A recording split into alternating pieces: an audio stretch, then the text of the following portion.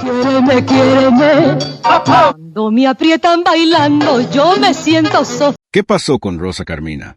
Fue una de las mujeres más bellas de la época de oro del cine mexicano, una deslumbrante estrella de la rumba que parecía destinada a tenerlo todo y luego de alguna manera desapareció. A sus 96 años se cree que Rosa Carmina es la última reina del trópico que sigue con vida. Sin embargo, mientras que muchas de sus contemporáneas se convirtieron en leyendas, los últimos años de su vida permanecen rodeados de misterio. Después de que la fama, el glamour y una controvertida relación con el cineasta Juan Orol cambiaran el rumbo de su existencia, Rosa fue alejándose poco a poco de la vida pública. Entonces, ¿dónde está ahora? ¿Por qué una de las mayores estrellas de su época decidió alejarse de todo? ¿Y es la verdad detrás de su vida mucho más triste de lo que la mayoría de sus admiradores imagina? Acompáñenos a descubrir la olvidada historia de Rosa Carmina. La historia de Rosa Carmina comenzó en La Habana, Cuba, donde nació en el seno de una familia humilde encabezada por Juan Bruno Riverón y Encarnación Jiménez. Como muchos padres cubanos de aquella época, Juan Bruno se preocupaba constantemente por el futuro de sus hijos. Él y su esposa tenían 4 hijas, y ofrecerles oportunidades en medio de circunstancias económicas difíciles no era una tarea sencilla. Entre aquellas 4 niñas se encontraba Rosa Carmina, quien algún día se convertiría en una de las grandes estrellas de la época de oro del cine mexicano. Desde muy temprana edad, Rosa Carmina y su hermana Juanita destacaron entre sus hermanas. Ambas parecían sentirse naturalmente atraídas por la música y el baile. Les encantaba cantar, moverse al ritmo de la música caribeña y entretener a quienes las rodeaban. Al ver el entusiasmo de Juanita, su padre decidió inscribirla en una escuela de danza en La Habana. Apoyó su pasión y prometió ayudarla a cumplir sus sueños, incluso si eso significaba trabajar incansablemente para lograrlo. La joven Rosa Carmina pronto notó que solo su hermana estaba recibiendo formación profesional. Sintiendo que la dejaban de lado, preguntaba constantemente por qué ella también no podía asistir. Según cuentan las historias familiares, se quejaba de que Juanita era la favorita. Finalmente, su padre cedió y permitió que Rosa Carmina también ingresara a la escuela de danza. Aquella decisión cambiaría su vida para siempre. Con el paso de los años, ambas hermanas se sumergieron en el mundo de la danza, aprendiendo ritmos y movimientos profundamente arraigados en la cultura caribeña. Al llegar a la adolescencia, Rosa Carmina se convirtió en una joven extraordinariamente hermosa y llena de energía. La danza le había dado elegancia, confianza y una gran presencia física. Siempre estaba en movimiento, practicando, aprendiendo y socializando. Su personalidad alegre la convirtió en una de las alumnas más populares de la Academia de Baile.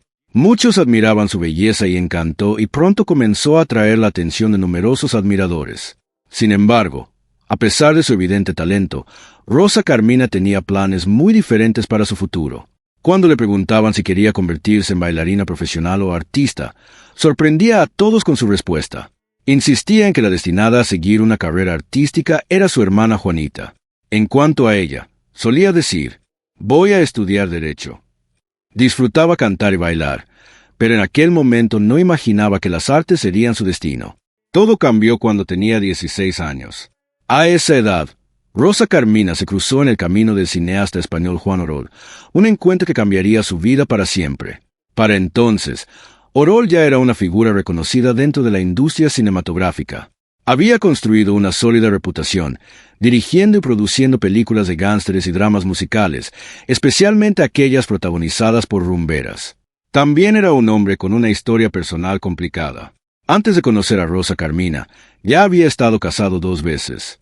Su matrimonio más reciente había sido con la célebre estrella cubana María Antonieta Pons, a quien ayudó a convertir en una de las figuras más importantes del cine mexicano después de llevarla a México. Su primera esposa había sido Amparo Moreno. Juan Orol conocía Cuba muy bien y viajaba frecuentemente a la isla en busca de nuevos talentos. La historia de vida de Juan Orol fue casi tan dramática como las películas que más tarde llegaría a crear. Según las historias que se cuentan sobre su infancia, la madre de Orol finalmente encontró a un hombre que le ofreció matrimonio, pero con una condición. No quería asumir la responsabilidad de criar al hijo de otro hombre. Ante esa realidad, decidió enviar al joven Juan a Cuba para que viviera con unos conocidos. Al llegar solo siendo apenas un niño, Orol terminó en uno de los barrios más pobres de La Habana. Sin padres que lo guiaran, aprendió desde muy temprano a valerse por sí mismo. Esa independencia marcaría el resto de su vida. Mientras crecía en Cuba, se sumergió profundamente en la cultura de la isla, especialmente en las comunidades afrocubanas. Aprendió sobre sus tradiciones, su música y sus bailes, desarrollando una fascinación por los ritmos y la energía que más tarde se convertirían en una de las características distintivas de sus películas. Con el paso de los años desempeñó diversos trabajos para mantenerse y terminó considerando a Cuba como su verdadero hogar. Aunque había nacido en España, se sentía cubano en todo lo que realmente importaba. Fue precisamente en el vibrante ambiente de los cabarets habaneros donde conoció a María Antonieta Pons. Según una versión muy popular de la historia, se encontraron durante un concurso de baile y conectaron de inmediato. Fascinado por su belleza y talento, Orol decidió impulsar su carrera artística. Cuando surgió la oportunidad de que María Antonieta trabajara en México, su edad generó complicaciones legales. Según diversos relatos, Orol le ofreció una solución diciéndole: «Si me caso contigo, te dejarán ir. Hazlo por tu carrera, no por mí». A pesar de que entre ellos existía una diferencia de edad de aproximadamente 25 años, aquella decisión cambió la vida de ambos. Juntos se convirtieron en una de las asociaciones más exitosas del cine mexicano. María Antonieta alcanzó la fama gracias a una serie de películas exitosas y recorrió gran parte de América Latina como una reconocida bailarina de rumba. Ella lo llamaba cariñosamente Niño, un apodo que también adoptaron muchos de sus amigos. Pero quizá lo más importante fue que el éxito de María Antonieta abrió las puertas a otras artistas cubanas en México. Ayudó a cambiar percepciones y allanó el camino para que una nueva generación de bailarinas y actrices cubanas pudiera construir exitosas carreras fuera de su país. Sin embargo, a medida que María Antonieta Pons se convertía en una de las mayores estrellas del cine mexicano, su creciente fama comenzó a generar problemas en su matrimonio con Juan Orol. Lo que había comenzado como una exitosa colaboración profesional terminó transformándose lentamente en una relación marcada por los celos y los conflictos. Según numerosos testimonios, a Orol le costaba aceptar que María Antonieta estuviera convirtiéndose en una celebridad por mérito propio. La joven bailarina que había llegado a México bajo su tutela ahora atraía una enorme atención por parte del público y de otros cineastas. Las discusiones se hicieron cada vez más frecuentes. Irónicamente, aunque Orol era conocido por ser extremadamente posesivo y celoso, también fue infiel en repetidas ocasiones durante el matrimonio. Finalmente, la relación llegó a su punto de quiebre. Hacia 1946, después de años de tensiones, Orol y María Antonieta se divorciaron. Incluso mientras su matrimonio se derrumbaba, terminaron una última película juntos, Pasiones Tormentosas, poniendo fin a una de las asociaciones más exitosas de la era de las películas de rumberas. Soltero una vez más, Juan Orol se refugió en el trabajo. Ya tenía en mente un nuevo proyecto cinematográfico, pero había un problema. Aún no encontraba a la protagonista ideal. Más que una actriz, buscaba una nueva musa, alguien que pudiera inspirar el siguiente capítulo de su vida, tanto profesional como personalmente. Convencido de que podía encontrarla en Cuba, viajó a La Habana y organizó una convocatoria para descubrir nuevos talentos. Decenas de jóvenes hermosas se presentaron con la esperanza de obtener una oportunidad, pero ninguna logró impresionarlo.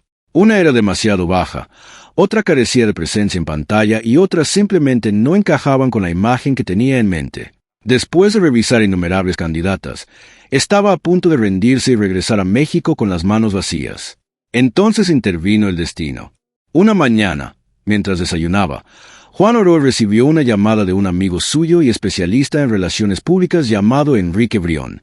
Enrique había asistido recientemente a una fiesta de graduación en la que dos hermanas habían entretenido a los invitados. «Tienes que ver a estas muchachas», le dijo Enrique. Describió a la hermana mayor, Juanita Riverón, como una joven hermosa y talentosa. Pero quien realmente había captado su atención era la hermana menor, Rosita. Las dos habían cantado, bailado y animado la celebración con tanta naturalidad que dejaron a todos hablando de ellas. Enrique no podía dejar de elogiarlas. «Tienen un talento increíble. Tienes que conocerlas». Intrigado, Orol pidió su dirección de inmediato. A la mañana siguiente se dirigió a la casa de la familia Riverón.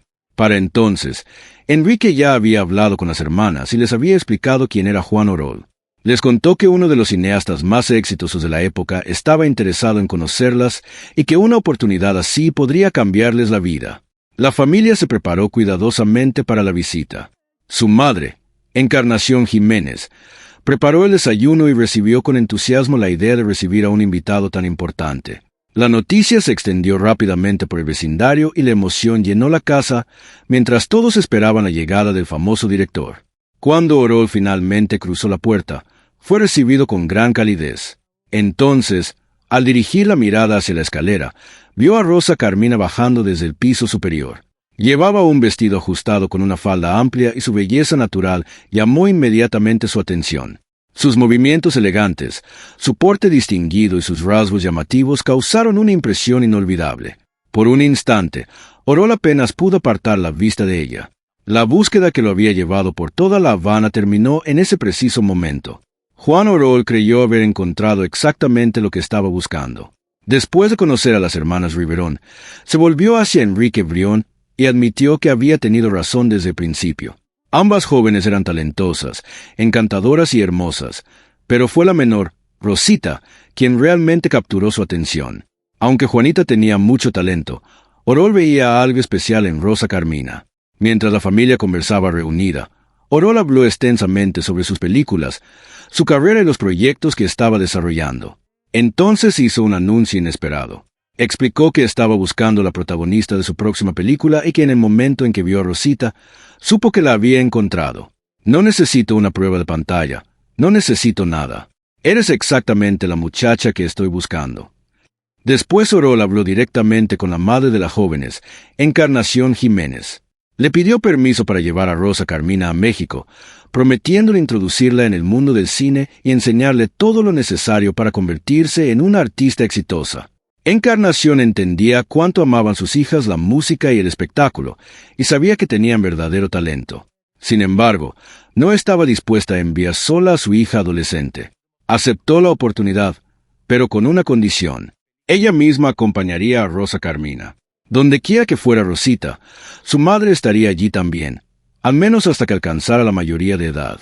Orol aceptó la condición sin discutir y los preparativos para el viaje avanzaron rápidamente. Solo había una complicación.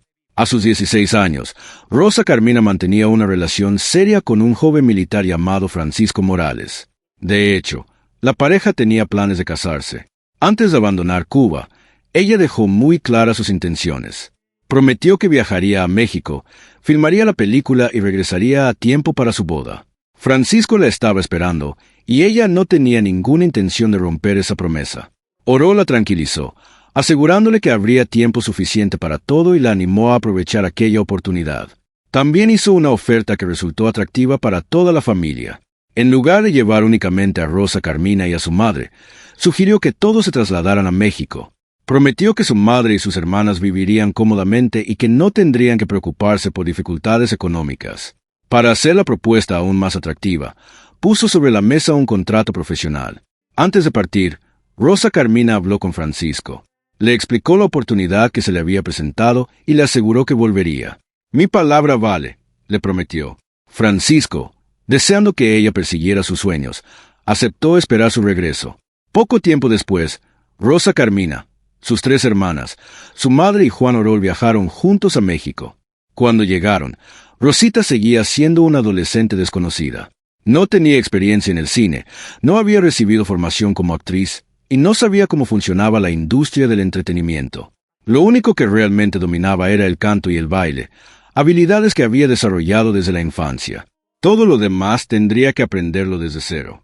Para Juan Orol, aquello no representaba ningún problema. Ya había descubierto talentos antes y estaba convencido de que podía hacerlo de nuevo. En Rosa Carmina veía no solo a una joven prometedora, sino también a la posible próxima gran estrella de sus películas. Una vez en México, Rosita Riverón recibió una nueva identidad. Fue allí donde le dieron el nombre artístico de Rosa Carmina, el mismo que con el tiempo la haría famosa en toda América Latina. Juan Orol sabía que ella tenía talento natural, pero también comprendía que el talento por sí solo no era suficiente. Durante casi un año la preparó personalmente, enseñándole los fundamentos del cine y capacitándola para una carrera frente a las cámaras. Al mismo tiempo, Orol comenzaba a sentirse cada vez más unido a la joven artista. Para entonces, Rosa Carmina ya tenía 17 años. En 1946 debutó en el cine con Una mujer de Oriente, junto a Carlos López Moctezuma. La película puso de manifiesto tanto sus fortalezas como sus debilidades. Era inexperta y eso se notaba en algunas escenas, pero el público quedó cautivado por su belleza, su carisma y su presencia en pantalla. La película fue un éxito y presentó una nueva estrella al cine mexicano. Después de ese triunfo, Orol le ofreció un contrato exclusivo por 3 años. Según el acuerdo, Rosa Carmina trabajaría únicamente en sus producciones. Durante ese periodo protagonizó una serie de películas que ayudaron a definir los géneros de gánsteres y rumberas, entre ellas Tania, La Mujer Salvaje, Los Misterios de Lampa, El Reino de los Gánsteres, Amor Salvaje y Sandra, La Mujer de Fuego. Una tras otra, estas películas consolidaron su popularidad y la establecieron como uno de los mayores descubrimientos de Juan Orol. A medida que crecía su fama, otros directores comenzaron a fijarse en ella. Se acercaron a Orol para pedirle que permitiera a Rosa Carmina trabajar fuera de sus producciones. Al principio se resistió, pero finalmente aceptó cuando los acuerdos resultaban beneficiosos para ambas partes. Aquella decisión fue fundamental. En cuanto empezó a colaborar con otros cineastas, su carrera se expandió rápidamente.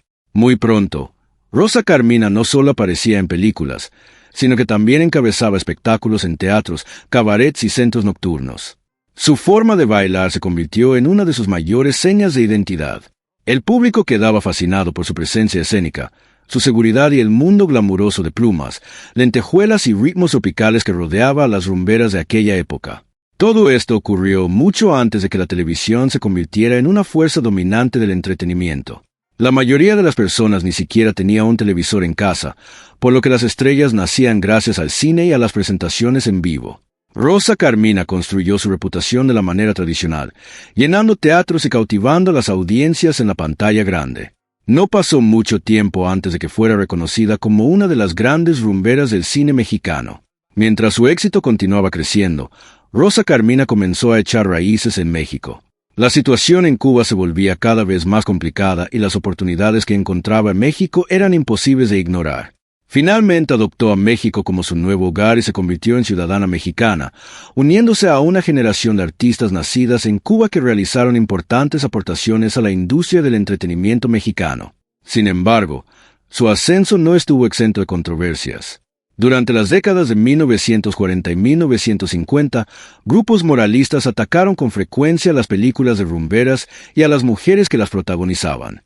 Los críticos afirmaban que aquellas bailarinas eran demasiado provocativas y las acusaban de introducir una sensualidad excesiva en el cine mexicano. En ocasiones se organizaban protestas frente a los cines, mientras que sectores conservadores exigían una censura más estricta. Rosa Carmina y sus compañeras rumberas terminaron en el centro de un intenso debate cultural.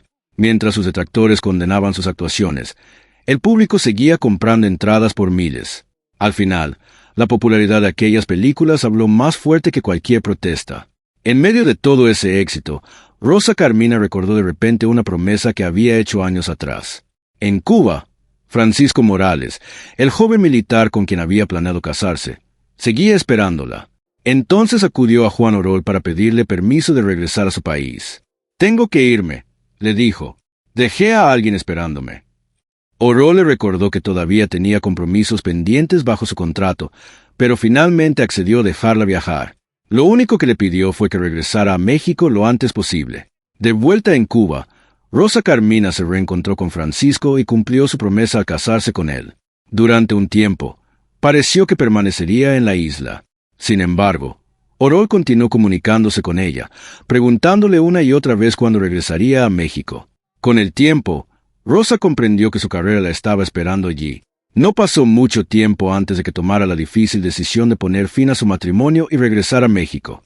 Una vez de vuelta, retomó su trabajo en el cine y completó los proyectos a los que se había comprometido, entre ellos Las Reinas del Trópico.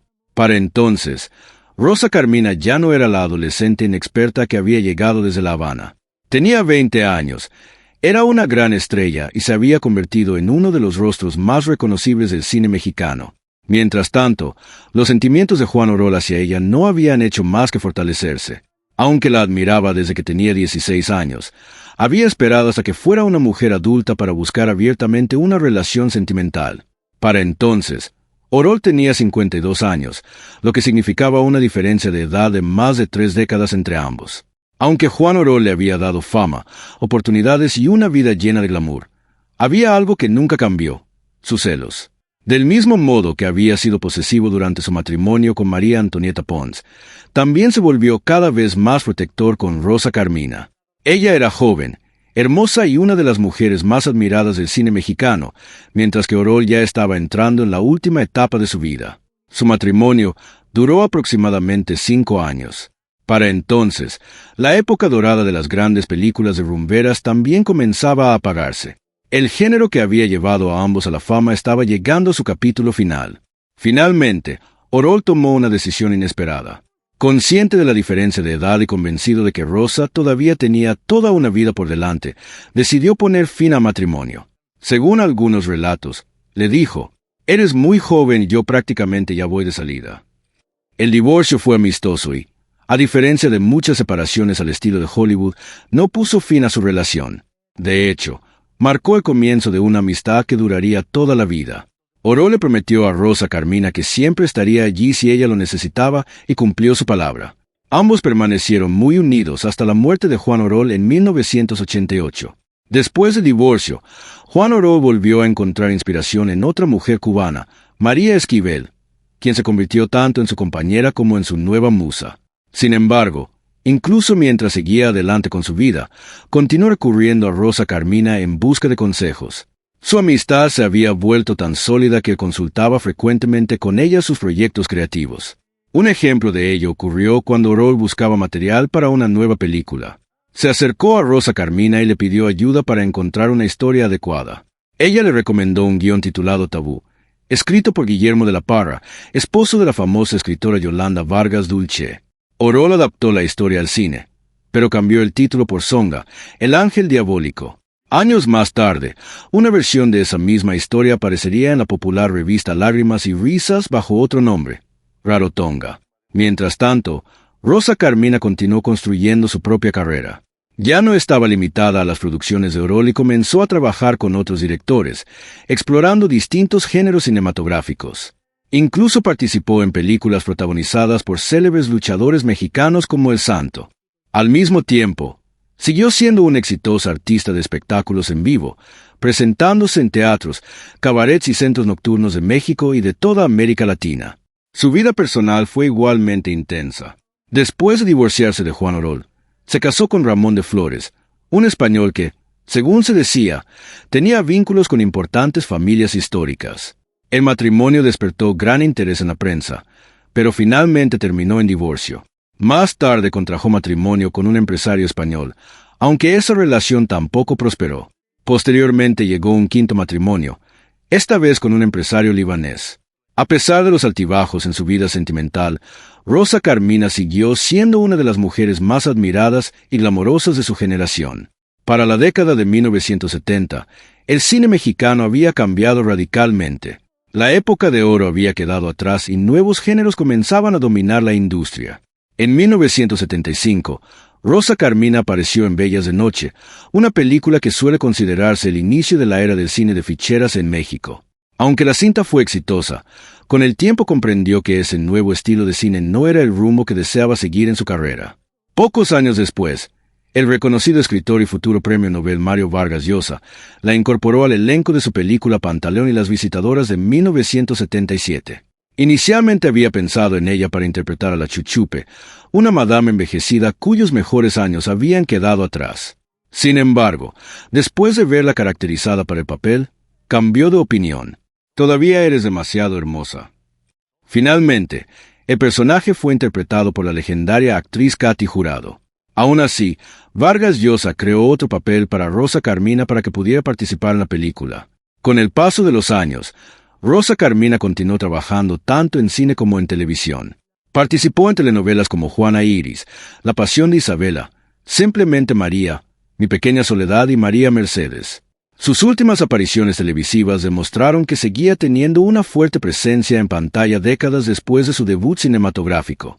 Con el tiempo, las oportunidades laborales comenzaron a disminuir. Aceptaba aquellos proyectos que realmente le interesaban, pero poco a poco fue alejándose de la actuación. Para la década de 1990, su carrera artística prácticamente había llegado a su fin. Ya retirada, Rosa Carmina eligió una vida discreta y alejada de los reflectores.